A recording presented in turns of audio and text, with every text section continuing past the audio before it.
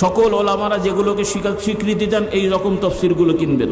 আরও কিছু অনেক ভালো মানুষ আছেন, ব্যক্তি হিসেবে ভালো, তারাও তফসির করেছেন, অনেক ভালো কাজ করেছেন, ভালো কথা বলেছেন, কিন্তু মাঝে মাঝে এমন কিছু ভুলভ্রান্তি হয়ে গেছে যেগুলো আমাদের সমাজে প্রচার হলে বড় ক্ষতিকারক এবং ক্ষতি হচ্ছে। তাদের সেই তফসিরগুলো থেকে আমাদের সতর্ক থাকা দরকার।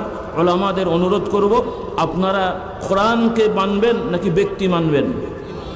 কোরআন মানবেন না ব্যক্তি মানবেন? তাহলে যারা ইসলামের কথা বলছেন, বিভিন্ন সংগঠনের কাজ করছেন, আপনাদের অনুরোধ, যদি আপনাদের মূল উদ্দেশ্য ইসলাম হয় তাহলে সংগঠনের ভুলকে স্বীকার করে তার থেকে সরে এসে মূল ইসলামকে ধরে রাখতে হবে। আর যদি আপনারা ইসলামের তুলনায় ব্যক্তি সংগঠনকে বড় করে দেখেন, তাহলে ভাই আপনার দাবি ইসলাম হলেও এটা ইসলাম হয়নি। এজন্য অনুরোধ থাকবে, ওলামারা যে সমস্ত ব্যক্তিদের কথাকে